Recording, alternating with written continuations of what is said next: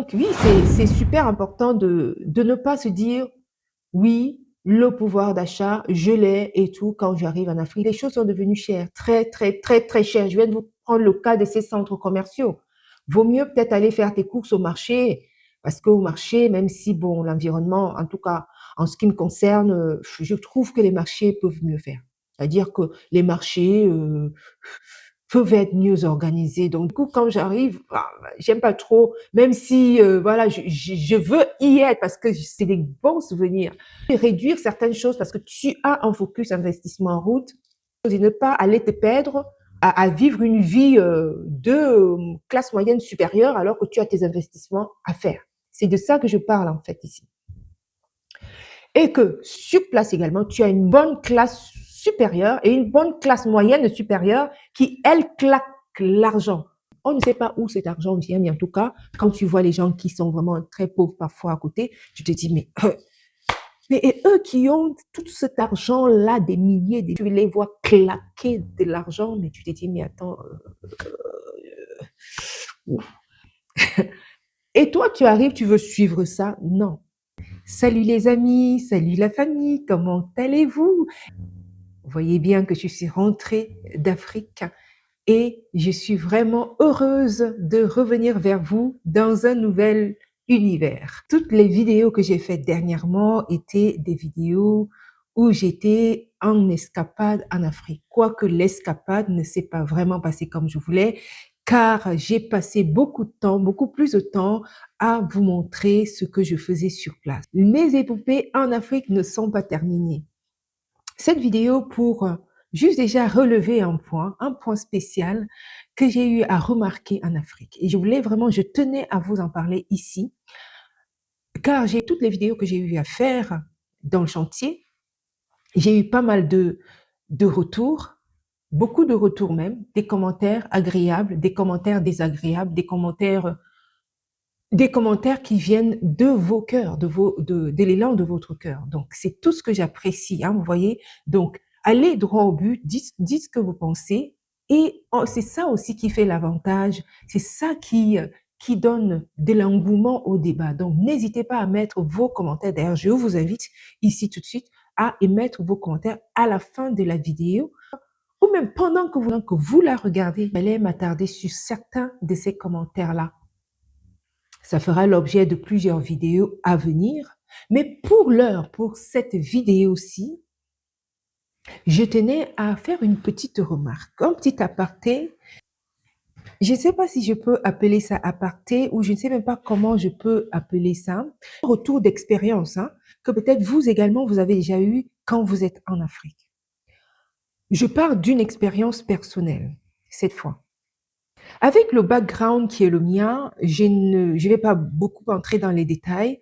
Avec l'écosystème, en tout cas, chacun a un écosystème autour de soi, chacun a ses valeurs, chacun a ses objectifs, chacun a un background, un entourage, ou alors, c'est quoi, en fait, c'est quoi tes valeurs? Chacun a tout cela autour, chaque individu, chaque personne a tout cela. Il y en a qui sont plus ou moins riches, il y en a qui sont plus ou moins pauvres, il y en a qui peuvent avoir des valeurs où ils ne savent pas exactement où ils en sont. Mais en tout cas, tout un chacun, chaque individu a cela. Moi, quand j'arrive en Afrique, il y a des choses simples. C'est-à-dire quoi? C'est-à-dire que d'après les objectifs que je me serais fixés par rapport à telle ou telle chose, je m'arrange à ne pas extrapoler, même si on a les moyens de le faire. Qu'est-ce que je veux dire par là? Tu te lèves pour aller investir en Afrique. Tu dois avoir des bases, tu dois avoir un focus, tu dois avoir un papier, un plan de faisabilité, tu dois avoir un position paper, enfin, quelque chose qui te, même si, bon, pour des personnes qui n'ont pas vraiment des capacités à le faire sur papier, mais tu dois pouvoir toi-même te dire, OK, je dois faire ci, ça, ça, ça. Tu dois pouvoir te le faire par item, tu dois vraiment faire une carte de mémoire dans ta propre, une carte mentale, en fait, une carte mentale qui va, toi, te permettre de suivre tes grandes lignes. C'est tellement important parce que une fois que tu arrives en Afrique, ici c'est le cas de l'Afrique, hein, peu importe où tu pourras arriver, mais ici c'est le cas Afrique. Une fois que tu arrives en Afrique, par exemple, tu as un objectif, tu dois l'atteindre. Il faut y aller. Il ne faudrait pas, avec cette carte mentale ou alors ce papier ou alors quelque chose, une représentativité que tu te seras faite, avec ça, tu dois y veiller, tu dois cocher. J'ai coché, est-ce que j'ai fait ci, est-ce que j'ai fait ça, est-ce que j'ai fait ça, est-ce que j'ai fait ça. Une fois que tu as coché ça, ça c'est. Mais il y en a, voilà, voici pourquoi je vous parle de tout ça. Il y en a qui, une fois que tu arrives en Afrique, tu veux te faire une vie que tu n'as peut-être même pas ici en Europe. Ou que tu es en Europe et tu veux reproduire la même vie en Afrique. Sauf qu'en Afrique, les choses que tu auras ici à un coût, par exemple, qu'est-ce que je peux donner comme exemple? Tu vas, par exemple, je vais prendre le cas le plus basique. Tu vas dans un restaurant où tu auras à payer à peu près 30 euros. 30 euros le resto par personne. Tu vas en Afrique, tu auras ce même restaurant, de la même valeur, la même qualité, tu peux facilement l'avoir à 100 euros. C'est un resto. Tu te diras, dans le même niveau, hein, voire 100 euros, voire 150 euros. Tu diras que c'est trop cher. C'est trop cher, mais oui, c'est trop cher, effectivement. Un resto que tu as ici à 30 euros, tu l'as là-bas sur place à 150 euros. Dans le même niveau, même qualité, même service, quoique même pas. Des fois, le service là-bas peut être très moindre. Alors qu'ici, voilà, le service, enfin, je vais dire tac, tac, tac, c'est nickel, quoi, chrome. Alors que là-bas, le service peut être moindre à ce niveau-là. Et tu vas dire, mais c'est excessivement cher. Effectivement, c'est cher. Parce que tu n'as pas, tu es hors ce que tu es allé faire. Par exemple, tu vas pour investir en Afrique. Tu ne peux pas te mettre à aller faire des restaurants à 150 euros par jour, tous les jours. Ou alors, à aller te faire des escapades à ne plus en finir tous les jours, où tu vas devoir dépenser 200 euros par jour. Tu ne peux pas te le faire parce que tu as un focus. Tu as un focus, tu dois investir, tu dois terminer tes investissements. Je vois déjà ceux qui viendront, les disclaimers, qui viendront me dire, ah, mais écoute, tu peux faire les deux à la fois. Oui, tu peux faire les deux à la fois, d'accord, mais il faut que tu aies les moyens pour ça. Ça veut dire que tu as les moyens d'investir, tu as déjà un budget d'investissement et un budget de fonctionnement qui va te permettre de faire tout ça au même moment et à des prix quand même mirobolants, qui vont être beaucoup plus élevés que les prix que tu as ici en Occident.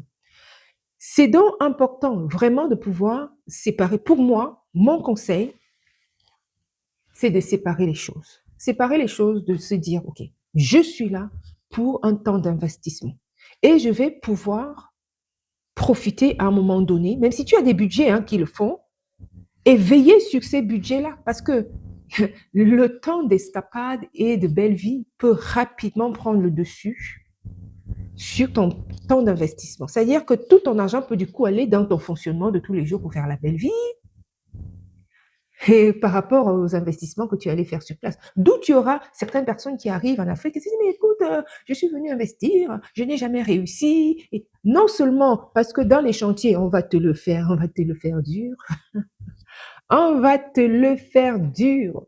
On va te le faire dur. Tu auras des surcotes, des surtaxes, on va te taxer surtout, surtaxer surtout, je dis sur tout. Tout ce que tu auras à faire. Que tu ailles dans un café du coin, on te surtaxe. Que tu entres dans une boutique, on va te surtaxer. Tu ailles au marché, on te surtaxe. Tu vas aller à la quincaillerie pour faire tes achats d'investissement, on va te surtaxer. Même je ne sais pas, pour tout. Tu sais, même dans le taxi, combien de fois, franchement, que tu prennes une course, on te surtaxe. On te surtaxe. La course qui fait généralement 3500 francs CFA sera du coup à 7000, doublé, parce qu'ils voient bien que tu n'es pas de là. On va te surtaxer pour tout. C'est pour ça que c'est important de rester focus sur ce pourquoi tu es allé, sur tes investissements.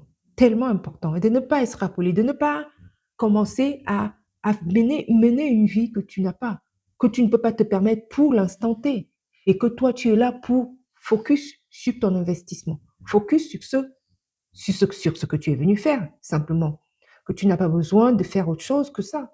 Tu peux te prendre un plaisir familial à gauche et à droite, mais pas aller au-delà de ce que tu as prévu d'aller faire. Sinon, ça va aller très vite. La vie est devenue chère en Afrique. Ça n'est plus comme avant que tu vas arriver, le pouvoir d'achat est très élevé à l'époque. Quand je dis à l'époque, c'est peut-être il y a 10-15 ans, tu arrivais, tu avais un vrai pouvoir d'achat. Mais aujourd'hui, ce n'est plus du tout le cas. La vie est devenue chère en Afrique. La vie est chère en Afrique. Parce qu'il y a les gens qui ont l'argent en Afrique. Il y a les gens qui ont l'argent. Il y a une vraie classe supérieure, je dirais même une vraie classe moyenne et une vraie classe supérieure qui est bien implantée sur place. Cela ne veut pas dire que les pauvres n'existent pas. Les pauvres existent bien. Il y a une classe moyenne moindre et il y a une classe primitive beaucoup plus. Je dirais même la classe primitive, la classe pauvre pourrait facilement être de 80%. Une classe moyenne qui sera peut-être non, j'exagère peut-être. On dira peut-être une classe pauvre à 75%, si je prends le cas du Cameroun par exemple, et une classe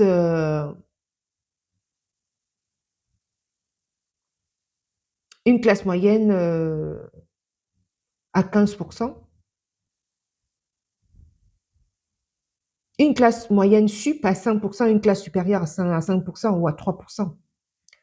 Une classe moyenne supérieure à, oui, à 7% et une classe supérieure à peu près à 3%. Vous voyez? Ça, c'est mon estimation de ce que j'aurais vu sur place et de ce que j'ai pu constater sur place. Donc, toi, de la classe, tu sors par exemple d'une classe normale ici et tu arrives sur place en Afrique, tu veux te faire vivre une vie de quelqu'un qui a la classe supérieure en Afrique. Tu ne vas pas tenir le coup parce que c'est des personnes qui te claquent de l'argent, qui te claquent des millions, qui te claquent des millions par jour, qui te claquent de l'argent, qui ont qui ont un vrai pouvoir d'achat. Et souvent, malheureusement, sur place, quand j'entre, par exemple, si je prends le cas du Cameroun, tu vas entrer dans Santa Lucia, tu rentres à Dove, tu rentres à Glacier Moderne. Enfin, parfois, quand j'allais faire mes courses, mais je vous assure que je me dis, mais la basse classe ne peut pas entrer ici. Ou la classe moyenne, même sur place, ne va pas entrer là. Il n'y a que la classe moyenne supérieure et la classe supérieure qui peut se permettre d'entrer dans ces lieux-là. Parce que tu rentres, tu sors de là tous les jours. Enfin, moi, par ici, je vous prends mon cas où j'allais faire mes courses. Ce n'était pas moins de 100 euros par session de courses. C'était à chaque fois 100 euros à peu près, hein, plus. Donc, je me dis, 100 euros, c'est déjà 65 000 sur place. C'est déjà le salaire de quelqu'un. Donc, quelqu'un qui a 100 euros par mois, donc ça fait 65 000 par mois, c'est déjà le salaire de quelqu'un qui vit moyennement au Cameroun, moyennement. Donc, un peu plus du SMIC qui est, dira-t-on, à peu près 45 000, 40 000 le SMIC. Donc, 65 000, moi, je vais pour faire mes courses. Donc, je me posais à chaque fois la question, mais qui c'est qui va... Pas beaucoup de gens. Effectivement, les gens qui y étaient, c'est pas... Enfin, on voyait bien que les rayons n'étaient pas full top. Hein. Non, parce que c'est pas tout le monde qui peut entrer là-dedans. Donc, toi, tu quittes d'ici, tu dis que tu vas aller investir en Afrique. Et tu vas donc vivre la vie de quelqu'un de la classe moyenne supérieure sur place qui te claque de l'argent véritablement tous les jours et qui a un vrai pouvoir d'achat, ou alors quelqu'un de la classe supérieure sur place, bah, tu ne peux pas y arriver. Et si tu le fais tous les jours, imagine-toi, tous les jours, moi j'entre au Glacier Moderne, je me claque 150 euros, donc à peu près 100 000 tous les jours.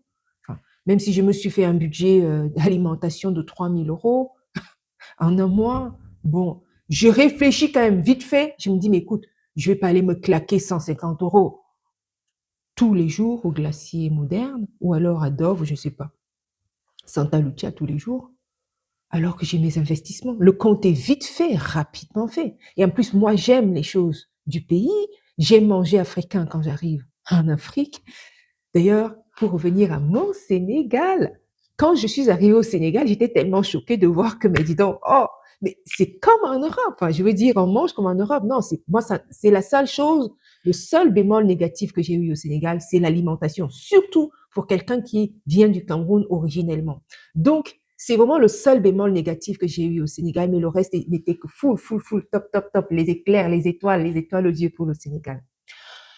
Mais donc tu vois, donc moi j'aime beaucoup l'alimentation, j'aime manger pays quand j'arrive en Afrique. Au Cameroun alors vraiment, oh là là, mais je ne mange que Cameroun quoi. Quand j'arrive, je mange, enfin, je peux entendre parler de viande, poisson, enfin poisson encore oui, mais non, j'ai pas, non non non. C'est quand on est avec les enfants et que bon voilà, on va pas non plus les priver de.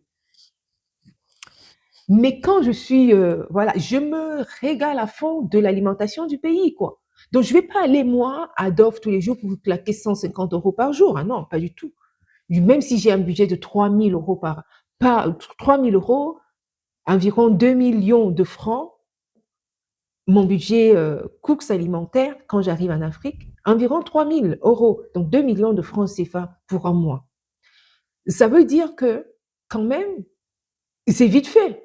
Si je suis en investissement, par exemple, je ne vais pas aller me claquer cette somme-là, 3000 euros pour un mois, parce que je veux absolument manger comme j'ai l'habitude de manger en Occident. Non, non. Et en plus, moi, enfin, non, moi, quand j'arrive en Afrique, franchement, si on ne peut me donner que les feuilles tous les jours, que, voilà, je me régale avec les feuilles, je me régale avec de la végétale.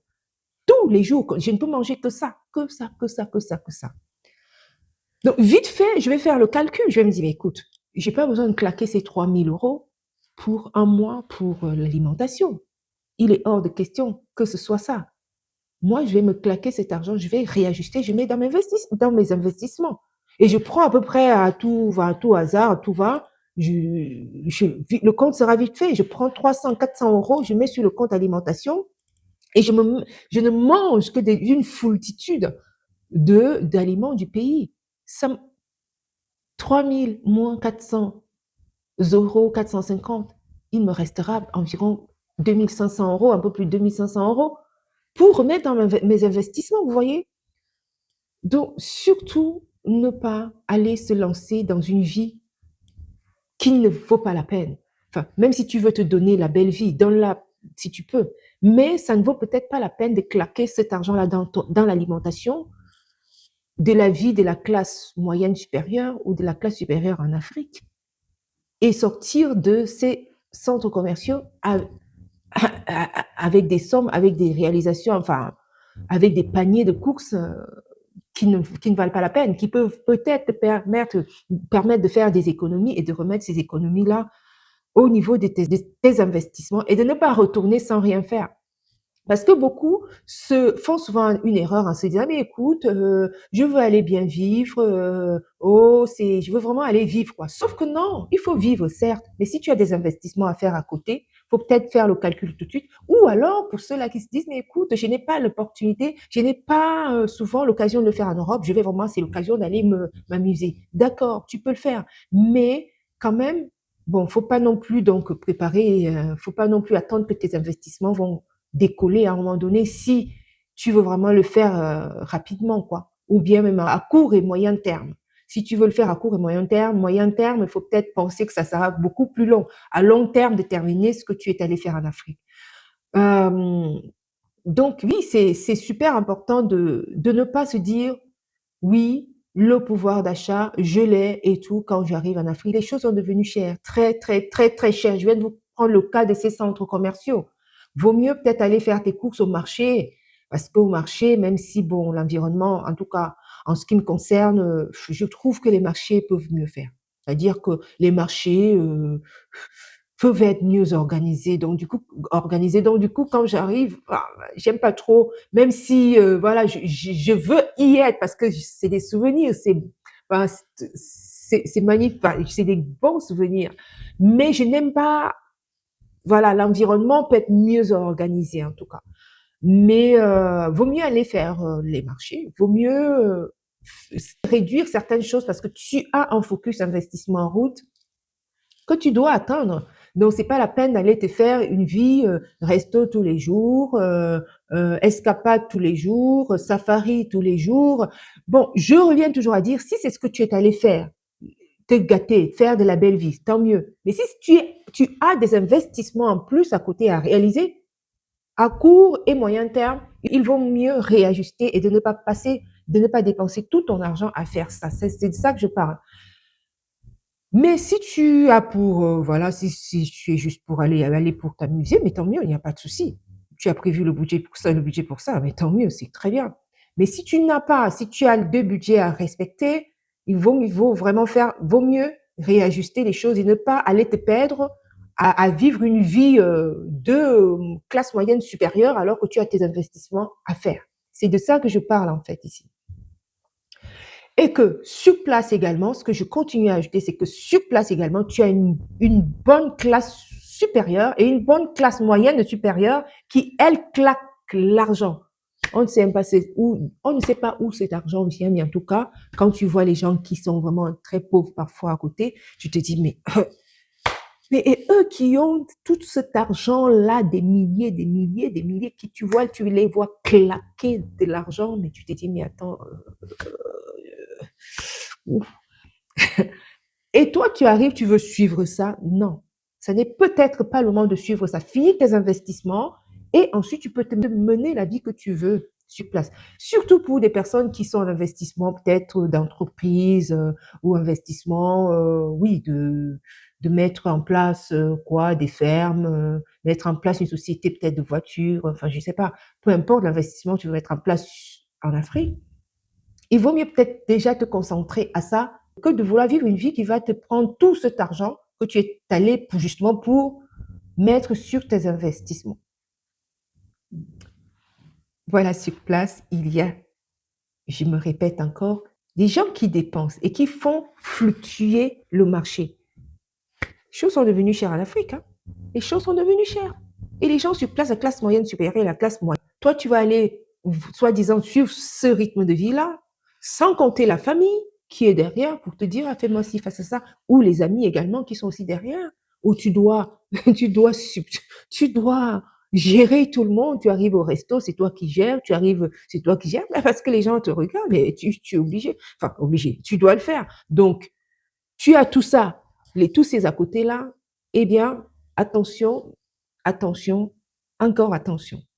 Prendre les bonnes décisions et faire la part des choses afin d'arriver au bout de tes investissements pour lesquels tu es parti en Afrique. Je te dis, reste scotché sur la chaîne, tu auras d'autres vidéos à propos du retour, de mon retour tout frais d'Afrique et je vous partagerai encore d'autres vidéos que ce soit en répondant à vos commentaires, hein, je prendrai quelques commentaires qui m'ont frappé ces dernières, enfin sur la série précédente et je vais les mettre en relief et puis on pourra en discuter sur certaines vidéos. Donc restez à l'affût, peut-être que un de vos commentaires passera ici, ne sait-on jamais. Donc restez scotchés sur la chaîne et je vous dis à très bientôt à une autre vidéo et que Dieu vous bénisse. Ciao, ciao.